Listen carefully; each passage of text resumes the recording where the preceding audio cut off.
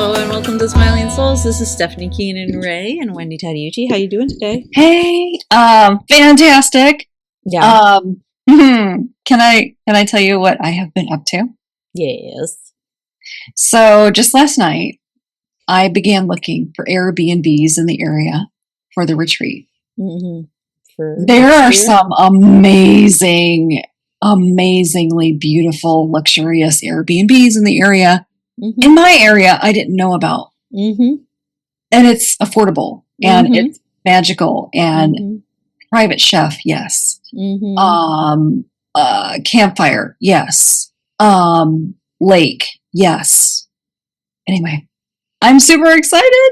Yay! That's awesome. What's going on with me? How about you? Well, yes. I've had Miss Olivia Rose, our former visiting guest, as a visiting guest in my home. Right. And it has been awesome, but also entertaining. Like, the poor girl has had ordeals in traveling to the Massachusetts. First, so she was on like a red-eye type flight to Boston, and fun. Her flight got delayed, and then she kept, like, she called the hotel and was like, if I'm in by this time, like, will my room still be available? Oh yes, of course, no problem. She gets there along with like 20 of her closest friends who are also on her flight. No rooms available. They had overbooked apparently. So she was just like chillaxing in the lounge trying to figure out what to do next, and magically a room came about at like 3 a.m. and she was like, that seems weird, but okay. Yeah. And then that next day she spoke at a polka dot chapter and went to see it and everything. It was great. And then she was a guest at our house and spent the night, and we had a great time. And yesterday we got to go to a spa to celebrate. Like, we went and did like a half day joint birthdays. Joint birthdays, because we discovered our birthdays are about a week apart. Strangely, our human design is oddly similar. Yes. And we're like, we are not similar humans. How is this even possible? And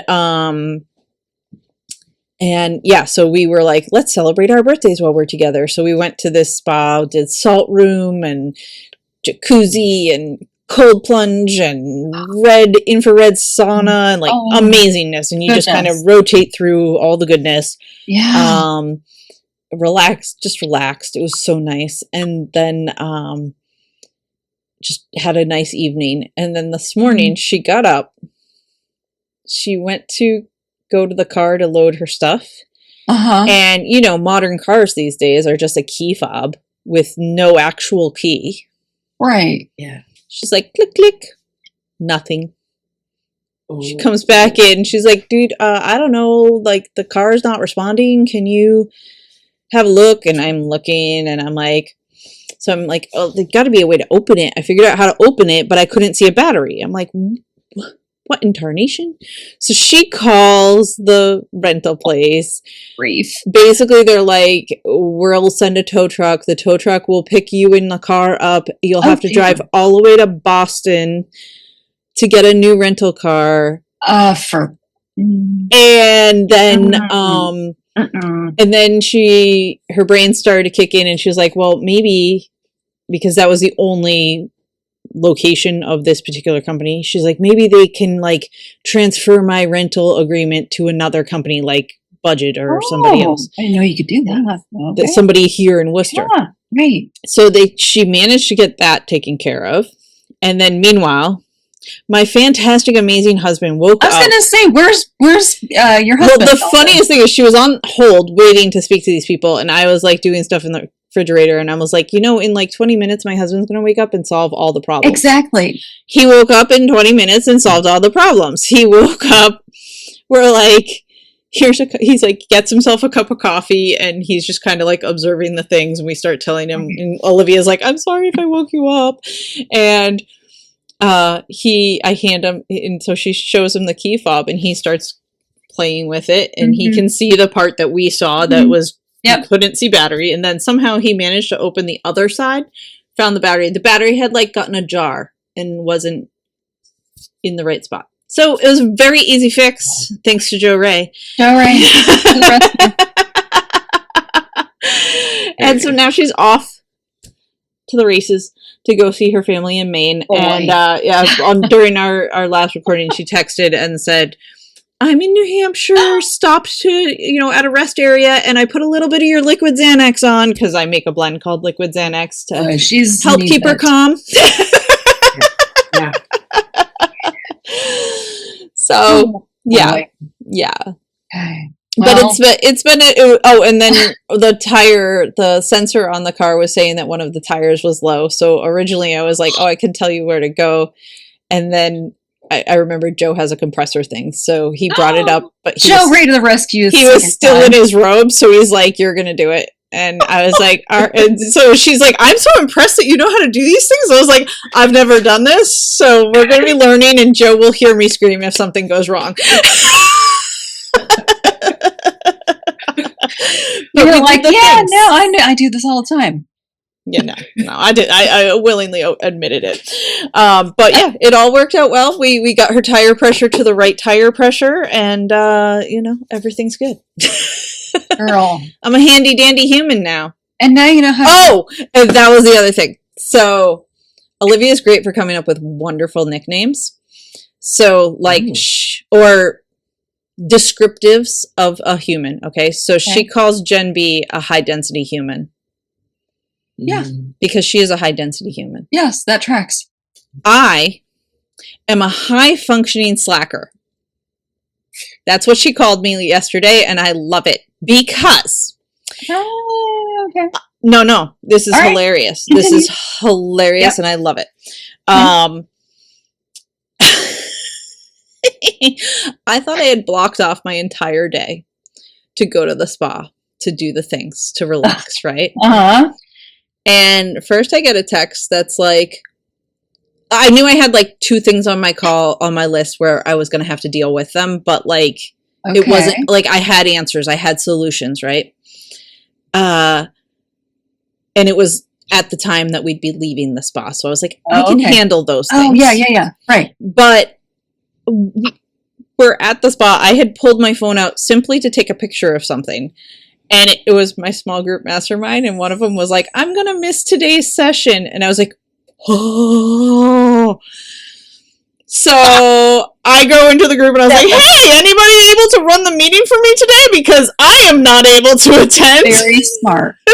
Very and nice. so she was like, look at you handing over and delegating the things that need to be taken care of so that you can relax and and slack off, right?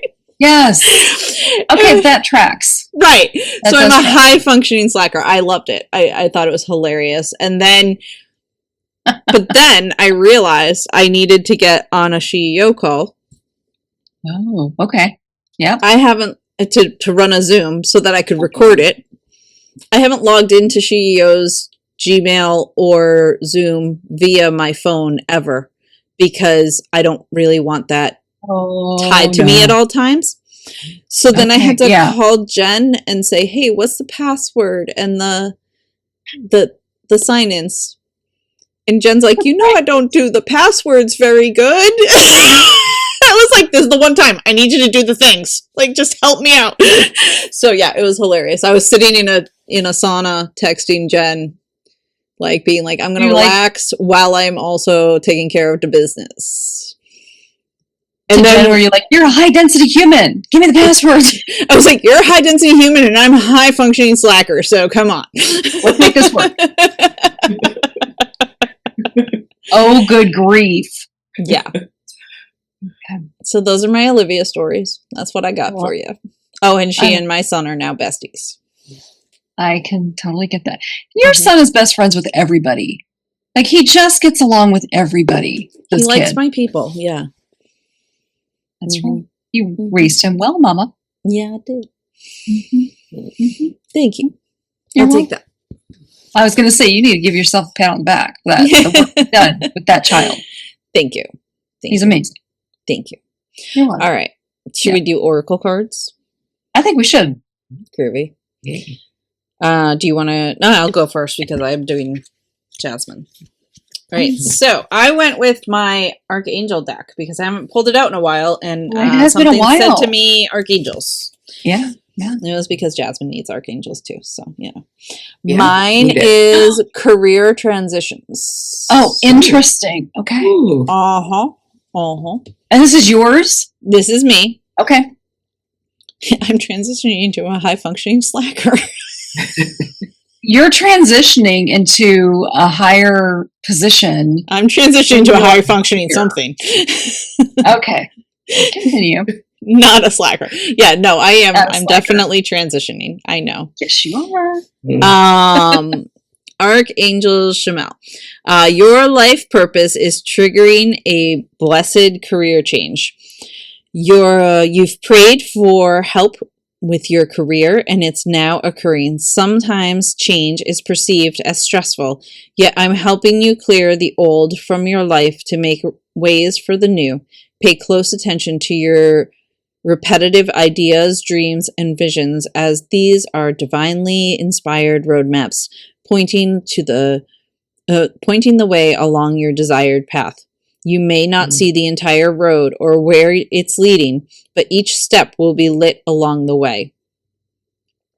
Shamel's name means he who sees God. His ability to see clearly helps us find things, situations, and people. He's renowned for helping people find the career best suited to their purpose and passions. Call upon Shamel as your career counselor often. So many things in that. So the you might not see the entire road, but it will light up along the way. Isn't that what Theta said to me back at the beginning of the year when I told her my word? And she's like, I see you not seeing necessarily the whole path, but like, I do remember because that. my word is trust. Like the headlight thing. She said something like, right? Yeah. Crazy. It's just confirmation. You're on It the right is. And then, yes, lots of things have been popping up like left and right, like all sorts of things. Yes. I thought you were going to say because of the bowl of light. I mean, that's, I think, I mean, hell yeah. That's, I love that. That's amazing. So yeah, the angels are talking to me. Yeah, they are. Right. Always. Always. All right, it's your turn. Oh, I thought you were going to do Jasmine's. Oh, I can do Jasmine's if you want. Okay. So Jasmine's is Yes. indigo and crystal children. Ooh. Ooh. Yeah, very different. So this is Archangel Metatron. You have a bond with children. In particular, you can help children who are sensitive. Your life purpose involves helping and teaching children. You're here to help these children retain and amplify their psychic and spiritual gifts. Educate adults about natural and chemical-free ways to feed and raise these special children. The very young crystal children and the slightly older indigo children are important to the future of this planet, and you can help ensure their bright future, and I will help you. Working with Metatron. If you feel drawn to help children, your own or children in general, ask Metatron for an assignment that mirrors your natural talents and interests. Metatron works closely with psychic and sensitive kids, and he loves to help adults help these children. If you need more time, money, ideas, contracts, or other support for this mission, call upon Metatron and he'll help you. Does that resonate? Wow. It's interesting you mentioned that. It goes on. Helps you. He'll help you manifest your needs so you focus. So your focus can be directed towards the beloved crystal and indigo children. Wow, it's so interesting. I've worked with children over the years, run camps and worked in group homes, but haven't worked with kids for a while. But I was a very sensitive kid, very energetically sensitive in a household that didn't quite understand that. And so I remember sort of feeling like I was a bit weird, or, why did I know some things that how did I know, and how could I sense the energy in a room? And I didn't really have a safe place to talk about that because no one in my family really understood that. Mm-hmm. And so it's interesting that comes through. I don't work with children now, but Right. now I'm really intrigued because I was that kid who was sort of like, why am I feeling all these feelings that I'm sensing, and who do I have to talk to about this? And it wasn't until I was well into my adulthood that I was like, oh, I was just a sensitive kid. Yeah. And so that's such an interesting read. I'm very curious, Stephanie. I am too. Like, I was like, as I'm reading, I'm like, I don't know. So this is good. I'm curious. Interesting. I'm curious. It's like an opening door. Doors opened, and I'm interested to see what's on the other side. Exactly. Curiosity. Yes. Yeah, just saying that curiosity and see what comes up. I didn't know about indigo children or what crystal children. Crystal. I'm gonna look into that. Mm-hmm. That is interesting. Check it out. It's cool. Okay. Very interesting. Well, thank you for that. You are welcome. So, Steph, you'll love this. I shuffled the deck. You still got the bowl of light? No. Okay. I got cards that I'm like, how? Okay, fine. But it does kind of track. So I held that up way too fast. Foster a love of nature. Open your heart with Mother Earth. This tracks because I have plants on the patio I got yesterday, and I'm looking forward to planting them. That's what I think. Anyway, over the last few decades, there has been a societal shift, and more time is spent indoors. You may find this is true of your lifestyle. Yep. As a child, you may have loved the outdoors and spent countless hours in nature. I did, sun up to sundown. I was outside. You may now spend many hours at your desk and your downtime indoors. When you are in nature, you may feel the fresh air clearing away heaviness and helping you let go of any issues weighing you down. When was the last time you contemplated the ocean's vastness, took in a majestic mountain range, or hiked in the forest? Nature has a way of reconnecting you with your heart and your dreams. There's so much to do outdoors, such as gardening, walking, camping, or barbecuing. Going out at night to gaze at the moon and the stars is another wonderful way to enjoy the healing magic of the outdoors. Challenge yourself to get back to nature and see how much better you feel. So about this card, it says a young forest sprite, love that, plays in the cradle of a tree. The roots, trunk, trees, and canopy remind us to ground and reach for the sky. Mix solid foundations and lofty goals with time to enjoy nature. Yes, this tracks because I have been getting messages. I got a message this morning from my angels, 2:22 in the morning. You need to balance your work and your play. Hello. And so this is on my agenda for today. I'm going out and I am planting this afternoon. I am not working. Yay! Very nice. Very nice. As you should. As I should. As I look forward to. Okay. So fun with these cards. And now I get to introduce our guest. I got to find the right tab. Here it is. Okay, so it is my pleasure, it is me and Stephanie's pleasure and honor to introduce you to Jasmine Charchun. Jasmine is the heart and soul behind Jasmine Charchun Coaching and Community. With over a decade of experience as a certified professional coach and trainer, Jasmine helps heart-centered, high-achieving women move from info overload and stuck to bold, aligned action in life and business. She's all about turning the I should probably use that course, book, program I bought energy into real momentum. Her coaching blends growth mindset tools, deep accountability, and intuitive guidance, all grounded in lived experience, recovering people pleaser over here. Boy, I can't talk today. Jasmine works with clients around the globe, but her roots and heart are planted firmly in community.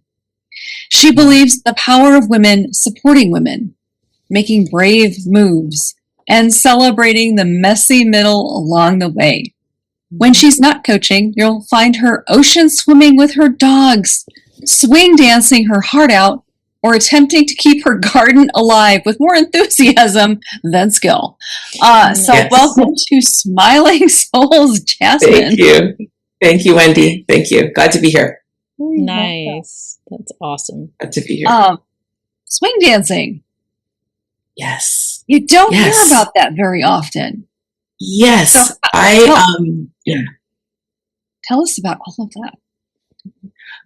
I love dance. So as a kid, I was, did a lot of dancing. Then as I got older, I sort of moved away from that.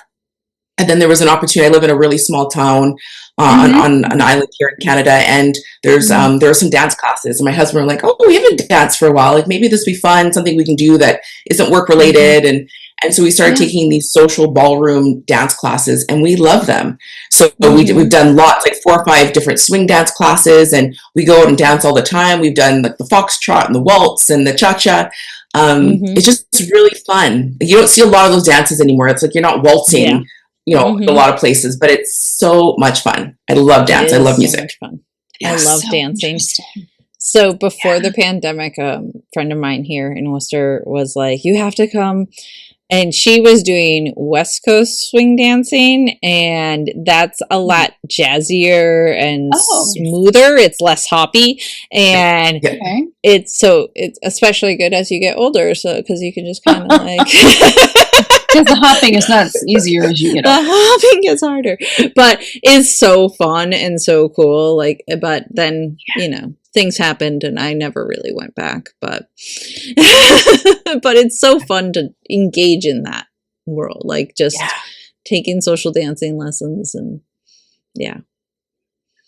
that's I am interested in learning more about the intuitive aspect of your work. Yes. Talk more about that. Yeah. It's actually the most important part of my work, because in my perspective and what my personal experience has been, as well as what I've seen in people I've worked with, is that change happens from the inside out. So sometimes we think that change happens, if change happens out here, then I can feel and be something in here. But it's really the opposite, isn't it? We're all coaches. We understand that change happens from here out. And that first step is that intuitive guidance. So connection to God, universe, angel, wisdom, whatever the word feels really good for you. I like the word divine. So really connecting with the divine, getting clear about what the next step, and then moving forward. Knowing that you may not see the whole route. Stephanie, you chatted about that you're not going to always see the whole route, but you'll know maybe 1 or 2 steps. And to trust that, like when you're on a journey, that once you get to the end of those 2 steps, reconnecting, and then that those steps will be laid out for you. And there's a lot of trust in that intuitive connectiveness. And the key to all that is just really slowing down, isn't it? We're all really busy. We have our phones, we have the AI, there's a million things to do. But if we can just slow down a little bit, you don't have to be on a mountaintop, hours, meditating. It can be just like having a cup of coffee or having a shower, just slowing down, connecting to that wisdom, that God presence, listening to the message and however that comes through, and then doing the next thing, knowing that you're being guided in the right direction. So important, because we can all get really stuck in a lot of doing this. And sometimes we're just doing, but for what purpose and where are we actually going? Yeah. Hey. So important. It's not until you stop and pause and go, wait, why am I doing this? What? Yeah. Where am I going? And right? Yeah. Yeah. Because we're all going so fast. Yeah. But where? And what for?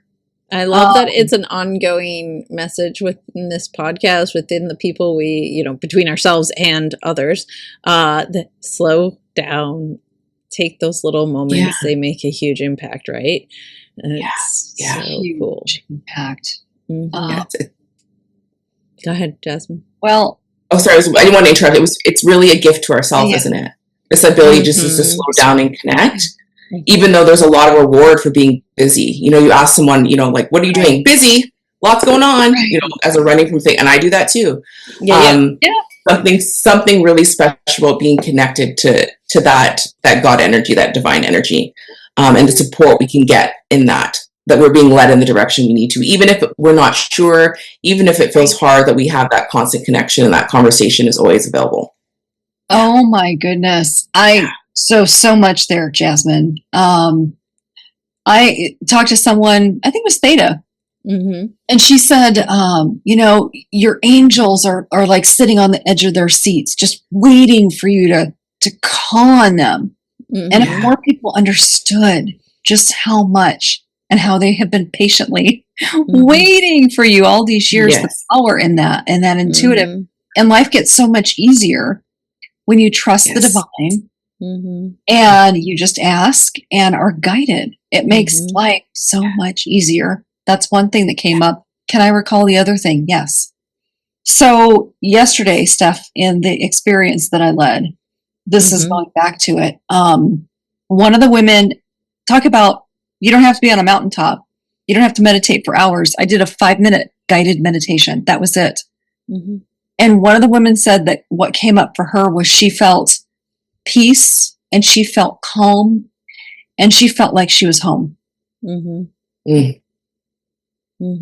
That's exactly the point. And it took 5 minutes. Right. Yeah. And I really anchored in how, guess what? You're able to go back to that anytime you wish.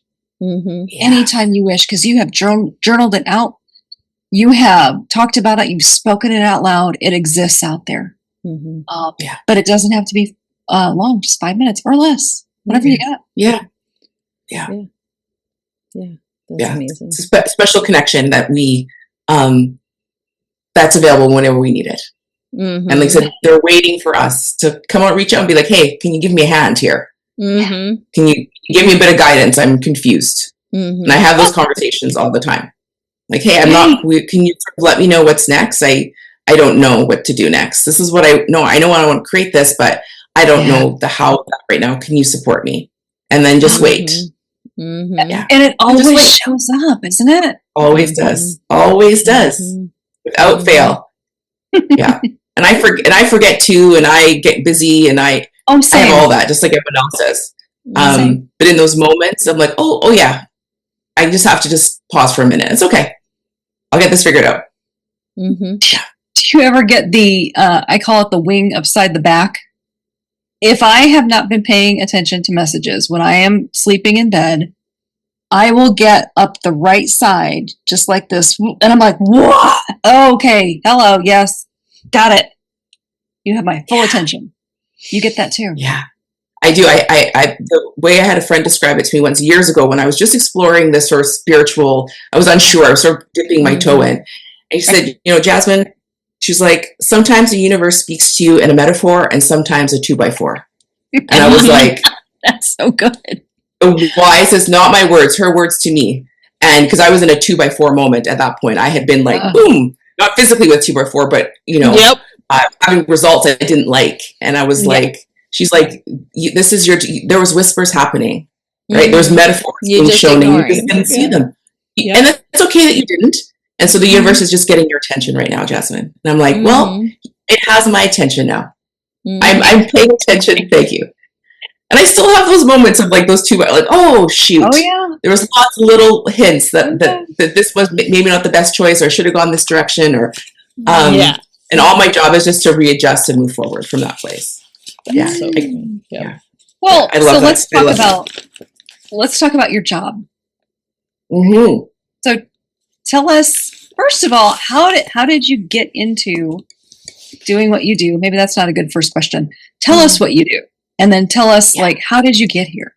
Yeah. Yes. So I'm a certified professional coach. So I offer one-on-one training, I run a community called the Thrive Now Club and do speaking in that work. And my focus is working with, very similar to both of you, I work with heart-centered high achievers. These women who have a heart for themselves, or family and community, in combination with a drive to make a difference. They're looking to make change in their life, career, the people around them. And I help them use the tools that they already have, those workshops, those freebies, those certifications, and put them to use.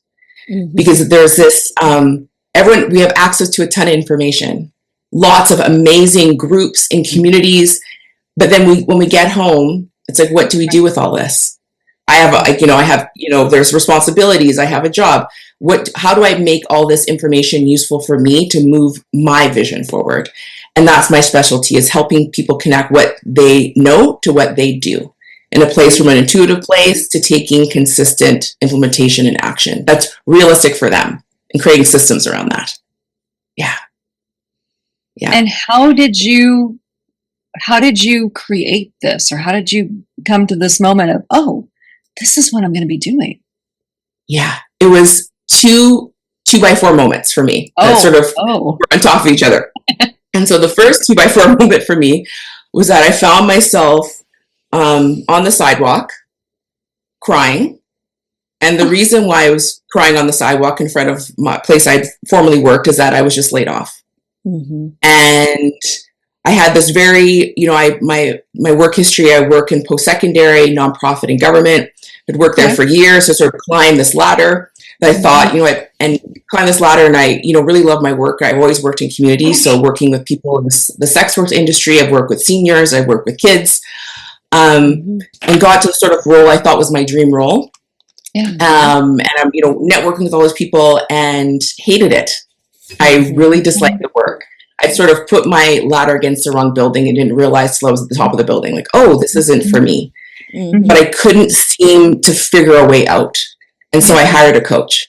Mm-hmm. I was like, I heard this life coaching thing. It sounds sort of weird, but I was going to give it a try. That's where I was at. I'll just give it a try because what I'm doing is not working. Yeah. And started working with her. And around that same time, my role, eventually I was laid off. And that's why I was on the sidewalk having a cry. Not only because of that, but a month earlier, I'd had a miscarriage for a pregnancy I really wanted. And so I was sitting on the sidewalk. I'm not going to be a mom. I have no job for the first time ever. And what do I do? And so I phoned my mom, who I'm very close with. I said, Mom, she said, it's going to be okay. Like moms do.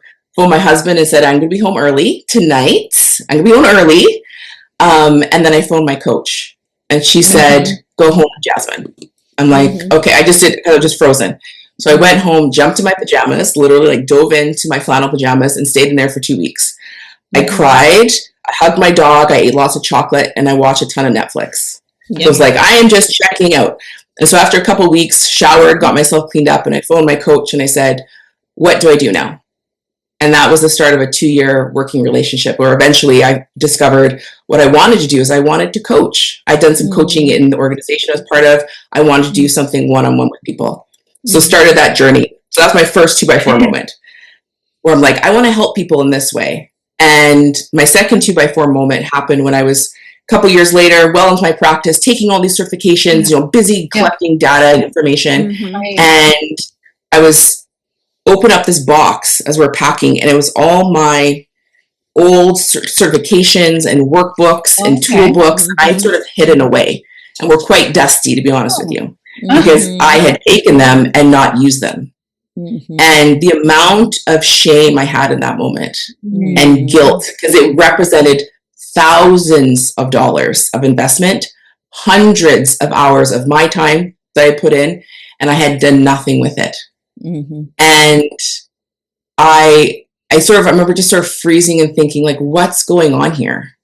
I'd spent all this time and why didn't I do anything with this? And I was so ashamed that I threw it away. I wish I hadn't. I took the box and I can't even look at it anymore, and I threw it away. But it was that 2x4 moment that sort of piqued my curiosity, where the universe was giving me a little tap, one more than a tap. Hey, what is this about? And I was like, I wonder if other people are doing this. Are other women doing what I'm doing? Because I was so ashamed I didn't want to talk about it, right? Sort of hiding it away. And then once I started talking to my friends and my family and clients I was working with, it was everyone else was doing that too. So they were doing what I call the workshop bounce, which is going to a workshop, getting super pumped and being like, and the information being amazing, coming home and being like, I'm just going to leave it here on Monday, and I'm just going to leave it here, but I have some emails I can get to. The dog needs to go out. My laundry from the weekend, I need to do that. And so it would sit there on Monday, and by Friday it would be further down my desk. And a week later it'd be in my file cabinet, and then in the closet by the end of the month. Because I didn't have a system to implement.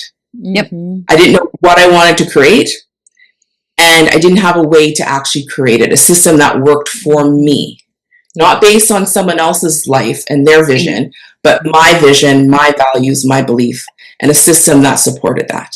And so that started that part of my journey. So that's how I got here. Yeah, from my own experience, I created it for people like me who are doing what I was doing. Right? Yeah. Good grief. I have done that.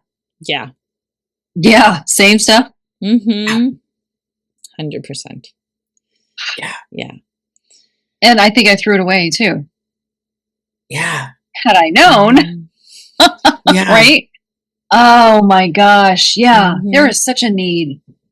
There is Yeah. such a need for what you do. That's amazing. Yeah. It's really blessed work because I know there's lots of information. Right. And so many of the coaches and healers and people, there's so much great tools out there for people to use. And there's so many of us who are being called to share our expertise and our story and our failures and our wins with people. And then it's like, my thought is like, how can I support people in making all this useful for them when they get home and it's just them sitting in their office going, what's next for me? Yes. What's next? What's next? Well, and so when you start working with someone, do you ask them to like dig all that stuff out, or like what happens? Yeah, the first step is actually that intuitive step. Is what do you want to create? Like literally, what do you want to create? What do you want? Not what your family wants for you, not what's realistic, not what's logical. That can all come in. But what is it that you actually want to create? And help people just map that out in a visual way. Creating like what do you want to create? Putting on a piece of paper and just going. What do you want to create when it comes to your family, your career, your business, your health, what do you want? And knowing that you don't have to do anything with it right now. This isn't the doing part or the how part. This is the what and why part. Because when the what and why is clear, the how will show up every single time. Yeah. One of my mentors told me that. Yeah. So that's the first step. When we know we want to create, then it helps us narrow our focus. So it's like and deciding what's the most out of all of that, what's the most important that needs love and attention right now? What part of this that you want to create needs some love and attention? Knowing that you can get to those other things, but what needs some love and attention right now? That's the first step. Yeah. And just giving them that space to be in that feeling, that emotion, that noticing, that awareness. That's amazing, Jasmine. Yeah. What's been working with a client? What's been something that a client has created or something that has come to fruition as a result of your work together that makes you the most proud? Yeah. Many proud moments. But one that just happened recently is through my Thrive Now Club, which is my membership program, my community program. And I call that the kitchen table, where we all come together. Like at my family, we'd come to the kitchen table. And this is a chance where we'd slow down and have conversation and support each other. So this is our kitchen table. And a woman came through, her name, I'll call her Sarah, and joined our kitchen table. Someone who had invested lots of time and effort into her personal development, a lot. But felt that she was faking it till she makes it. Like, and by fake it, it was like she was faking herself, like not really truly being herself and having to conform everywhere she went to sort of fit this paradigm that wasn't for her any longer. Maybe used to be, but for now wasn't for her. And so she came to our kitchen table, said, I'm doing this. I don't want to. What do I do? And so it was like, first question, like, what do you want to create then, Sarah? And so as a group, we did this work, and she did this work on her own and realized her area of her life that needs some love and attention was her career. That was the first place that needs some love and attention. And so she started going through our Thrive Now success path. So like a really clear guide on what to do next, like to create some system. So checked in with herself and then started implementing her tools and resources and realized that where she really wanted to go career-wise is she wanted to be in the aviation industry. And this is a woman who is, midlife. She's not like, 21, just midlife, had a lot of worked in corrections, had done a lot of work and realized I want to be in the aviation industry. And that sort of came out of nowhere for her. And we're like, oh, at the kitchen table, we're like, excellent. And so she started, using her tools to take action on what that looked like. And now she, as of a couple months ago, is now in the aviation industry and is working for one of the big companies in the US and is absolutely loving it. She's traveling, she's meeting a ton of people, and she's living, most importantly, she's living from a place of her values. So her values are reflected in her action. And she's, just an amazing example for herself and her community. And it wasn't because she did things perfectly. It wasn't because Sarah was extra special, only she could do it. Is that she just took what she wanted from inside and had that come out in her action, and was just consistent with lots of failures in between there because not everything worked out. Like life doesn't, but had community and support to keep moving herself forward. And so I'm especially proud of that because she did the hard work. So yeah. That's amazing. Yeah, it's been fantastic. Yeah. And lots of stories around that. Yeah. I love that came out of nowhere. Like she did not see aviation at all, and now here she is, and she's living her authentic life, her authentic self. Yeah, and to be her, and she can be her full self, her full intuitive self in this space, in a way that I don't think she really even anticipated when we first started. Because I don't think that's where, and I know it wasn't where she initially thought she was supposed to go. Right? Yeah, supposed to. Like you're supposed, at this age, you're supposed to, right? Yeah. I know. Yeah. What a pleasant surprise. Yeah. Amazing. Yeah. Yeah. Lots of fun. Yeah, I love that work. I'm quite passionate about it. If you, probably tell. We can tell. Yeah. Absolutely. Yeah, fired up about it. So, Steph, what's coming up for you? I was going to say, what is your favorite thing about the work you do? But then you proceeded to say that sentence. So it's okay. But I don't know. Is there another element that is like really important to you within the work that you do that really lights you up? It's really important for me to provide a safe place for people to be a part of. There's lots of spaces where we don't feel like Sarah did, like we can't be ourselves, or that we have to put on, I find that a lot in business, whereas we have to show up and it's like someone asks you, like, how are things going? Everything's great. But maybe a client didn't renew, or a course that you launched didn't work, and I've had those opportunities where things weren't working and feeling like I couldn't really share with anyone because I didn't, what if they judge me, or and not feeling that there was a safe place for me to step up and say, hey, this isn't working. And so it's really important for me that the spaces that I create, whether it's one-on-one or group or training or teaching, that people can just be themselves and can share what's working and what's not working, and to get some support. And sometimes that support is like, I just need 2 minutes to have a rant. It's like, perfect. Here's your space at the kitchen table. Please feel free to rant. Or they want a bit more coaching support, or they just want to be silent and just want to just be in the space, in the energy, and let that be enough. And so for me, it's really important that there's the spaces that I'm creating allow for that. So people can bring everything, knowing it, maybe it's related to their goal or not, but this is a safe place where you can bring yourself and no one's going to judge you. Right. You're okay. And this is figure outable. So it's really important that those spaces look like that for me. Yeah. This is figure outable. That's awesome. Figure outable. Yeah. Everything's figure outable. Yeah. You are close, Jasmine, to your mom. You mentioned that earlier. Yes. And also, you come from a hearty stock because of your mom's, yes, I do. Your mom's experience and what she did in her life. Can you? That is so interesting to me. Can you share about that? Yes. So I'm Canadian. If you can't notice by my accent, I'm born and raised in Canada, and my mom is a retired member now in the Royal Canadian Mounted Police. So those, for my American brothers and sisters, is with the red serge and the big hat and the horse and the galloping. She didn't do a lot of that, but had the red serge. And she was in the first group of women ever in the RCMP in 1974. And so in 1974, they said, we want to have women in the RCMP. And my mom, at 21 years of age, in her polyester suit and blue eyeshadow, went out and applied. That is so awesome. Went out and applied. And it was, not like we've had lots of conversations about it, not particularly bold person, but felt a calling. That intuitive, she wouldn't have called that at the time, but that intuitive call to join. And so she was the first group of women ever in the RCMP. And one of the funny stories of joining is that when the women first joined, they wanted to keep them feminine. That was very important in 1974 for women in policing to be feminine, which now seems very archaic and ridiculous, but at the time, very important for them. And so they were meant to initially, they were supposed to have their, service revolver or their weapon, not on a holster, but in a purse. So they wanted women to be policing the streets of Canada Okay. But, there's a lot of like a lot of northern communities here, in a purse. And even better, one of them wearing pantyhose and some nice pumps as well.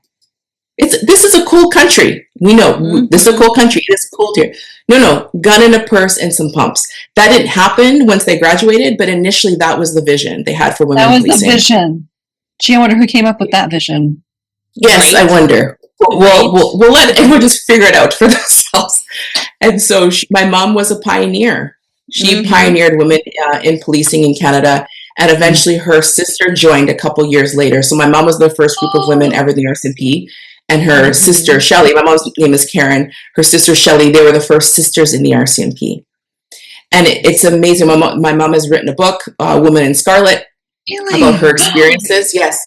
Talking, might be a good guess, talking about her experiences, pioneering, and, even things like maternity care. Like when I was born in the 80s, I won't say when, in the 80s when I was born, they had my mom policing until she was on the street, until she was 5 months pregnant. Okay. So big belly, wrestling people to the ground because they didn't have any policy around that. And so my mom had a lot of firsts. And there's women in the RCMP policing that are sort of following in her footsteps. And despite all the challenges, my mom is incredibly positive, still supports retired members, still involved in that community. It's amazing. 50 plus years on, she's really just starting to get her flowers. And what I mean by that is it's really being recognized now by those in the policing community for the contributions that she made. Wasn't at first, because a lot of people didn't want women there, but it's just now 50 years later, people like celebrating her, which has been a really amazing experience to be part of. Yeah.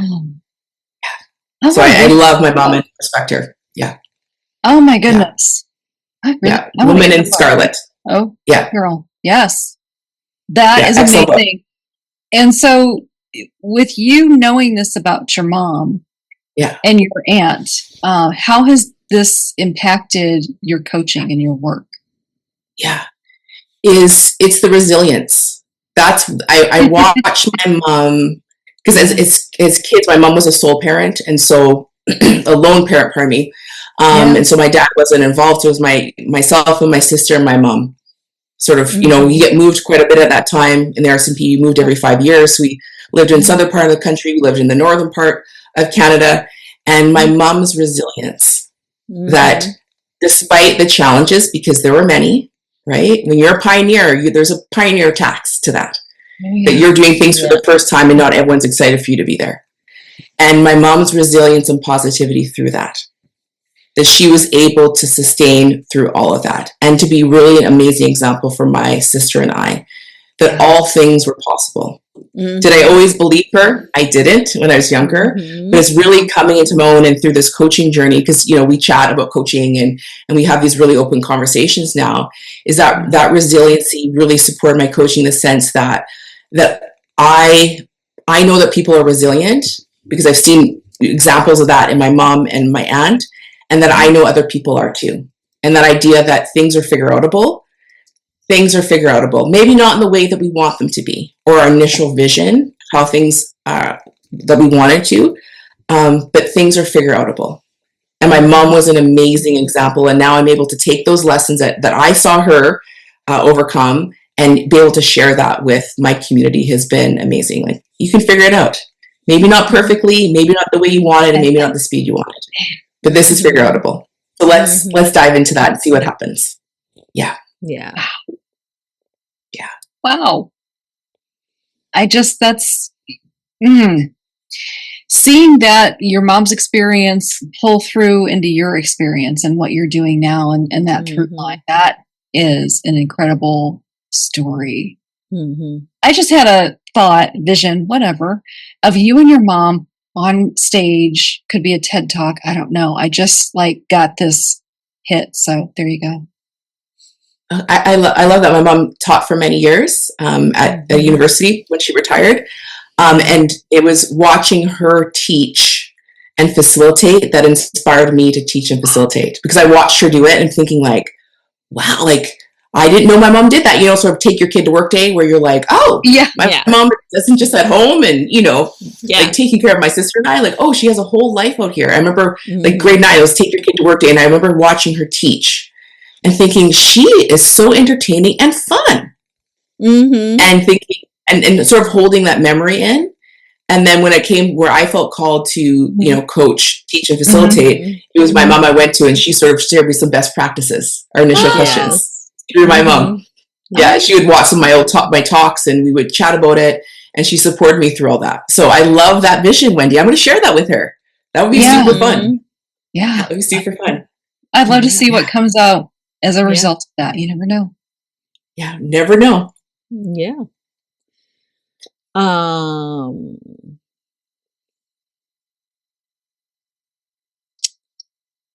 Sorry, my brain. Okay. It broke. It's all good. Had something, it's gone. But I love your energy, and I feel like it must be so contagious with your people, I agree, Steph. Thank you. You're contagious in a good way. Yes. Thank you. Yeah, contagious in a good way. I appreciate the caveat. Oh, I love it. So how do people work with you? Like when they're working with you, like what does it kind of look like? Oh yeah. Yeah. The way to work with me is to reach out. Let's connect in person. I love one-on-one connection. And typically I'm doing that like through Zoom or a digital platform, but I'd love to connect with people one-on-one and to see if I can be supportive for them.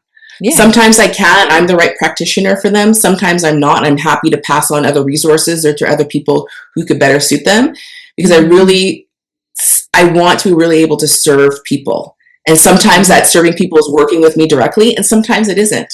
Right. But the best way is to figure out and book a time, and and it's complimentary and no pressure, no big sales, or we don't talk about that first conversation. It's just to connect human to human. What's going on with your life? Tell me what you want, and I'll let you know if I can support you. Yeah. And just take it from there. Awesome. I'm curious about people. I love to be in service to people. And so however I can do that, my door is open. My door is open to people. Yeah. Yeah. It's very inviting. Let's see. What are you reading right now? Reading this really great book by Elizabeth Gilbert, and I'm horrible with names. Like by the river. Okay. Go to the river. People will know what I'm talking about. It's her recent release. Names. But it basically talks about, because I loved her book Eat, Pray, Love when that came out. Initially that came out in my 20s, and I was like, oh my gosh, it was sort of part of my own spiritual journey. I was like, you can go to an ashram. Like I had never even heard of an ashram, and so this book is so interesting because it's her life afterwards. So it's after her divorce. Enters this new relationship, and how her life sort of falls apart. At one point, she is literally purchasing drugs for her partner. Right, this very famous guru, the spirit, had a movie with Julia Roberts, and she's on the Lower East Side in New York buying drugs for her partner, and how far she had sort of gone, and the way she built herself. I absolutely am. I'm so enjoying it. My favorite part of the whole book, and she talks about this idea of life school that and I've heard it before, but I was listening to the book and it actually made me cry. I was driving and I was like, I had to pull over. That she talks about, obviously I've heard about where souls having a human experience, but the way she talks about it is that those challenging relationships with those early, challenging relationship with family and that can be quite hurtful, and I grew up in that, some hurtful relationships growing up, and that they're really meant for us, that our soul chose these people to raise us in order to learn the lessons we need to on earth. And like I said, I had a difficult relation mainly with my dad, and I saw it in a different way, because sometimes I was quite angry about the way our relationship had gone out, and realized that when I was listening, gave me a different perspective. This is what my soul needed. This is what my soul's lesson was my dad became one of my my biggest spiritual teachers. And that's why I was at the side of the road having a bit of a cry just like literally like a month ago. Because I was like, oh, I hadn't really thought about it that way. Right. And that was all in this book. It's excellent. I highly, by the river. Oh, it's all the way to the river. Boom. Thank you, Stephanie. All the way. I knew it was like a river. There's a way there. Excellent. There's a way to a river. There's a way to a river, and things will happen. Things will happen by a river, but it is. And I love audiobooks, and so she's reading her story, and it's just and her voice. Yeah, that's always good. Oh, worth listening, reading. Yeah, excellent. Yeah, really, really love that book. That sounds amazing too. Yeah, I like a lot of what she, pretty much everything she puts out. I enjoy. That's a good. Well, yeah, her vulnerability, because it'd be so easy to keep things clean and tidy. Like, I had a big success. I'm speaking around the world. I've met with Oprah multiple times. I would love to meet with Oprah. Met with Oprah multiple times, and look how great everything is. But it's like, but life isn't linear, right? Life is not linear. And it's sort of her journey afterwards, and the ascension from that, and the lessons she learned. It's so good. So yeah, very, very good. Mm-hmm. Oh, totally worth it. I remember her. So Eat, Pray, Love. Was she the one? I think this was her. She talked about in her book how with her then husband at the time, she, for whatever reason, didn't feel worthy or didn't feel whatever, and she was sleeping on the floor next to him. Yes. Or in the bathroom, something like that. In the bathroom. So that just brings to mind, she's had many ups and downs. Mm-hmm. Many. Yes. And she's been honest about every single one of them. Because I think a lot of times we think we see someone or we experience this ourselves like, okay, I was down here and I made it back up and I'm good for the rest of my life. Beware of that. Mm-hmm. Because life is not linear. Correct. It is not linear. Yeah. Yes. And it's not meant to be. No. Yeah. Because how boring would that be? And sometimes we want boring. But hey, listen, I like boring too. And I think too is that the low isn't forever. Like the low, like the sort of in the valley. The in the valley isn't forever, right? Like that eventually there's if we can slow down, there's some steps on how to get out. We can just slow down and accept like, I'm in the valley. Oh, here I am. And I've had moments. I was a little bit in the valley yesterday. I'm like, I'm in a little bit of a valley here. Like, like what's out of curiosity? What's going on here? Mm-hmm. Yeah. I'm missing something here. What's going on, universe? Yeah. Where are my steps out? Yeah. Yeah. It's not fun being in that valley, but you know what? You notice it, and then you ask the angels, you ask God. Here's what I figured out. If I'm feeling in a valley and I'm getting ready to go to bed, I will just say to God, hey, I'm feeling this. Can you please help me out? Give me some kind of solution. Anything you got, throw it my way. Go to sleep, wouldn't you know? In the morning when I wake up, I'm like, oh, thank you. I get that insight. I get that, or something changes, something shifts. Yeah. It could just as simple as that. Yeah, it was interesting you say that, Wendy, because yesterday I was getting ready to have this conversation, feeling a bit nervous about it. What if I say it? And I had some thinking about it.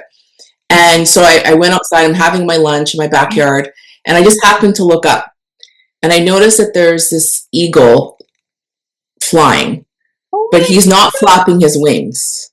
He's just sort of soaring, but he's ascending and ascending and ascending. And I watched him for maybe 5 minutes. And what I noticed is that he wasn't flapping his wings. He was just riding the wave of air. And I was like, I'm just trying too hard right now. I'm making a lot of meaning about this conversation tomorrow, trying to control things I can't control because I'm afraid. Just afraid, unsure. Wendy and Stephanie seem fantastic, but what if I fill in the blank? Yeah. So I'm foolish, say something stupid, whatever. But I'm like, if I can just ride the wave of the conversation and just show up as myself. I don't have to try. What if I just did that? And I was like, oh, okay, I can just do that and see what comes out. Maybe I sound ridiculous. Oh, well. Oh, well. I'm just going to ride it and see what happens, which has been really fun. I've really loved this conversation.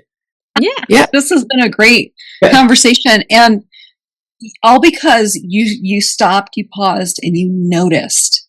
Yeah. That's like, how you did it. Like, oh, that's interesting. Wasn't like there was like a call from on high, or like it was like, oh, it was that feeling of like, oh, that's interesting. And then if I just took like that 1 second to pause instead of going to my phone or finishing my lunch, it was like, I just have to ride this out. Yes. That's all. Okay, I can do that. There's a lot of things I can't do, but that I can do. Yeah. That I can do. Yeah, we can all pause. Yeah. There's power. There's power in the pause. I'm gonna make a sticker. True. That. Yeah. Good sticker, Wendy. Thank you. you. Good sticker. Love that. Love that. Awesome. Well, thank you so much for being our guest. Is there anything special you want to, leave our guests, our listeners knowing, or anything you want to share with them? Can I share two things? Yes, like sort of an encouragement and a tool. The first, I want to say thank you, Wendy and Stephanie, for hosting. This was so much fun. Yeah, this was so much fun. Thank you for being so welcoming. That means a lot. What I want to share with whoever's listening, that it's not too late. It's not too late. You're not too damaged. You haven't made too many mistakes. That the next step is possible for you.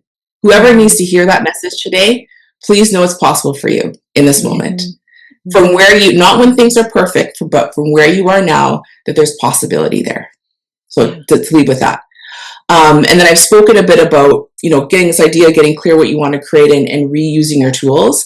And so I've created something special called Stuck to Thriving Implementation Guide. It's 10 minutes. And I take you through what we use in the Thrive Now Club, which is getting clear what you want to create and then using the EAT method, which is a proprietary method that I've created that guides you through how to re-engage with your tools, your resources, your webinar. So now that you know what you want to create, how do you actually use those tools and make them useful? It takes like 10 minutes. Super simple. You don't need an extra coach or extra help. I walk you through exactly how to start taking action, and the same tools we use in the Thrive Now Club. So I want to pass it on to your audience. It's really simple, fun, easy, and really doable. So I love that. That's amazing. Awesome. Thank you so much. Yeah. Thank you so much.